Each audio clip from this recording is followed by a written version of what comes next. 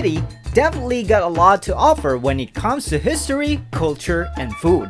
Kaya nga when my flight to Hong Kong was cancelled, I decided to book an alternative flight kaagad to Iloilo City.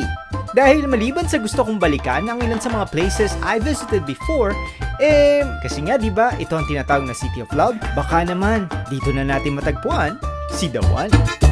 Anyway, a few weeks ago, me and my friend were finally back here in Iloilo. Actually, wala naman talaga kaming concrete itinerary prepared on this trip. Ang goal ko lang din naman talaga ay matikman ng authentic Batchoy and makapag-picture sa mga sikat na destinations and the city. Guys, gandang umaga. Good morning to all of you guys. I'm already here in Iloilo Airport and we'll be staying here for 3 days starting today. So I do hope that you'll join us today and the whole 3 days of my stay here in Iloilo. Okay? We'll see you in a bit. We decided to stay and book a room at Richmonde Hotel because on this trip, we decided to just do a very laid-back schedule, meaning we would just want to stay more indoor than outdoors. Pero guys, even though we had more time inside, we still had a chance to visit a lot of places in this trip. Wait nyo lang guys, darating tayo dyan. Pero for now, let me give you first a tour in our room. So I'm gonna give you a quick tour here in our room. Let's begin with the CR. Look at that. Meron pa 4 kids. Huge bed. Yes. So they also gave us a special treat. Here's the tablea. And a warm welcome card. Merienda. And a very nice view in here. Makita mo walang traffic talaga. Ayan. Just like what I always say in my previous trips, it is always good to know the kind of travel you would want to do and the places you would be visiting para mas madali kang makapag-decide kung saan ang best location for you to stay. In the hotel we stayed in, aside from a nearby mall, a museum, a lot of restaurants as well, and transportation stations are also near. Some of the popular destinations is also a few minutes away, kaya naman not bad na din to really spend more for a nice hotel. If medyo kapos naman ang budget, there are actually a lot of options you can find online. Check out nyo na rin yung article that I wrote on my website, www.nognoginacity.com, to know more about the other options. We will be staying here in Iloilo for 3 days. One of the days were allocated merely to enjoy the hotel and the nearby destinations, meaning lahat ng pwedeng iwalkaton. The second day is dedicated to some of the destinations down south, and the last day before our flight in the evening will be our day to tour the whole city. Alam kong there are a lot of places that I'll miss in this trip, but it's a good excuse to go back, right? Anyway, after our quick tour inside the hotel, binisita naman namin ang mall na malapit lang dito, called the Festive Mall. Across the mall, the new Iloilo Museum of Contemporary Art, short for Ilomoca, can be found. Dito tayo sa Iloilo Museum of Contemporary Art. Tatagpuin ito sa may Mega World area. So let's go inside. It is especially located at Casa de Emperador Festive Walk Parade, Mandurriao, Iloilo City, and is open from 10 a.m. to 7 p.m. Admission fee here is 100 pesos. And because bawal lang mag-video sa loob, let me show you na lang some of the snaps I took inside the museum.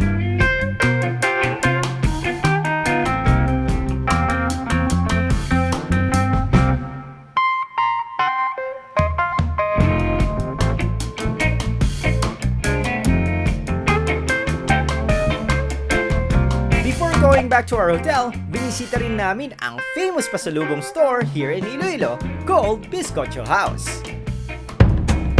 Our day 2 was allocated in visiting the south of Iloilo province. Pupunta tayo sa San Joaquin at Miagao.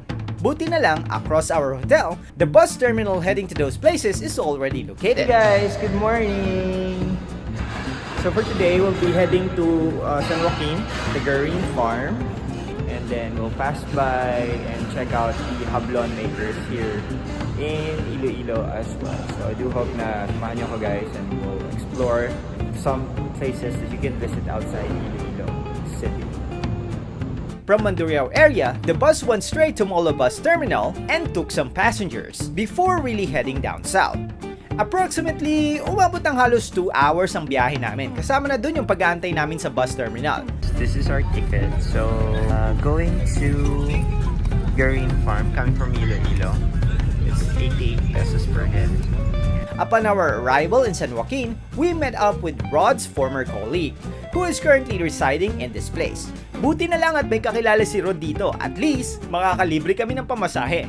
Una niya kaming dinala in his hometown's famous San Joaquin Church, which is actually just across the ocean. Pagkatapos, dumiretso kami sa tinatawag na Camposanto de San Joaquin, which is a cemetery. Both the church and the cemetery are two of the major tourist attractions in this place, not just because of its Baroque design, but because of its role in literature and history of the place. Meron daw mga dato na inilibing daw here. Kaya parang meron mga nagte-treasure hunt sa establishment na to. Sunod na pinuntahan namin ay ang Garin Farm and Resort. If you are commuting, maaari itong mapuntahan via tricycle, coming from the main road which will take you 15 to 20 minutes. Halos magtatanghaling tapat na nung nakarating kami ng Garin Farm. Sobrang humid ng panahon. Napabili tuloy kami ng sombrero dahil alam namin na mahaba-haba pa ang aming lalakari. Okay, so napabili kami ng sombrero guys for 150, 30 pesos. And sobrang init. It's already 12 o'clock in the afternoon. Here we go. After paying our entrance fee, unang sumalubong sa amin ang mahabang daanan covered with greens. On the side, makikita ang iba't ibang mga poultry animals na alaga sa farm na ito. Madaming pwedeng magawa here in Garin Farm, tulad ng pag-zipline, rowboat, roam around using the golf cart, tapos meron din silang restaurant located at the center. Perfect ito pagkatapos mo maglakad ng mahaba. They also offer some produce from the farm for dine or for take home. Garin Farm, they have the goat's milk and ice cream stick. So you can try this pagka bibisita kayo here sa Garin Farm. Of course, support the local products. One of the main attraction here, especially for the Catholic devotees, ay ang tinatawag na Garin Farm Pilgrimage, which is actually a long stairs up na may mga different stations depicting the story of Christ. Okay guys, mamaya pa naman nakakain. Pero now, try muna namin bisitahin yung mas taas. I don't know what's in there. So, let's check it out. Bakit ba siya ganyang kababa? Kailangan daw ba mag-ano?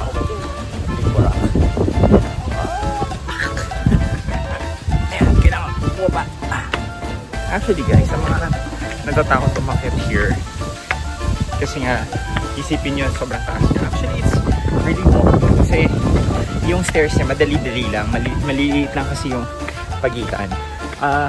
Compared to the Bato caves that I tried in Malaysia, that one is really difficult to climb. Yeah, this one is a bit easier. So each stage, there's like a station like mga ganyan, and this is the CR station. So, hindi ko pa nasa CR. Weird. Okay guys, so doon kami galing kanina. Ayan, inakit na namin yan. And it's almost more than 20 or 30 minutes. I think this is the last station. And crucifixion nakalagay. Eh, meron naman palang ganyan, no? Meron naman palang ganyan, Rod. May bayad ba yung ganyan? At the top of the attraction, mayroon kayong papasukin na madilim na kuweba. At the end of it, you'll find what they call heaven on earth. Okay, nakakasilaw na siya. Nasilaw na ako bigla. Sobrang liwanag at puti ng lugar na ito. At nakakasilaw, lalo na kung pupunta kayo ng tanghaling tapat. When we arrive, medyo madaming tao. Kaya we let them leave muna before we go in. I suggest for you to wear sunglasses or shades when visiting this place dahil sobrang nakakasilaw. The nicest view that you can check here are the mountains at the side. See? Galing. And of course the ocean. Going down, maaari kayong magrenta ng mga golf cart for a much faster descent. At around 2 o'clock in the afternoon, we are already done with San Joaquin. We then decide to move to the next town called Miagao. Dito, matatagpuan ang very famous UNESCO World Heritage Site called the Miagao Church. Binisita rin namin ang ilang mga Hablon weavers here in Miagao. Te traigo música, música, música. as the Bat Sanctuary na matatagpuan lamang near the City Hall. Sa totoo lang, madami pang pwedeng mabisita here sa Miagao tulad ng mga falls, cultural areas, at yung biggest flower in the world called the Rafflesia or Rafflesia flower na endemic here in Iloilo. According sa tourist personnel na aming nakausap, better daw to stay at least 2 to 3 days in Miagao to really saturate all the possible tourist spots in this area. Maybe we will do that next time. Pero kasi time na natin para bumalik sa Iloilo City. On our third day in Iloilo, it is time for us to roam around the city proper. Pero actually, ang goal ko lang naman talaga is to be able to eat at Popoy's, which has recently been hailed as the best Batchoy in Iloilo. We'll get to that later. Visit muna tayo at Molo Mansion and check out what's new in this place.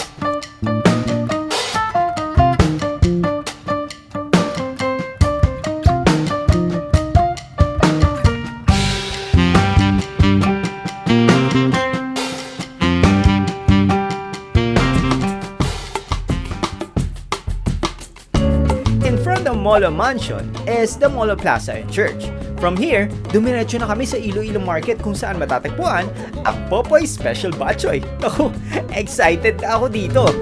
Medyo mahirap siyang makita, especially if first-timer ka sa place na ito. We are in the search of Popoy's Mandurriao. Hanap namin guys. Sa loob pala siya ng market. Because you really need to go inside the market to be able to find it. Pero syempre, sulit naman din talaga ang paghahanap dahil sa sobrang sarap ng kanilang batchoy, especially when paired with their special puto. Sobrang mura pa ng tinda here. Sa halagang 60 pesos lang, sobrang mabubusog ka na sa isang special order ng batchoy. Dagdag pa dyan, maaari pang manghingi ng soup refill. Iba din, di ba? After our lunch, lumipat naman kami sa kabilang market, ang tinatawag na La Paz Market, para naman matry ang coffee ng Madge Cafe. Ang balita ko kasi, sikat daw ang kape dito dahil sa pre-war technique nila na until now ay ginagawa pa din nila. Madami pong pwedeng mapuntahan dito in Iloilo City pero kulang na ang oras namin para maglibot. After our dinner, we prep up and went straight to the airport and fly back to Manila. For sure, babalik muli ako dito sa Iloilo. Sasama ka ba sa akin next time? Hope you enjoy and learned something from my vlog today. Do not forget to put a thumbs up on this video and subscribe to my channel. Until next time, this is Nugdog in the City, signing off.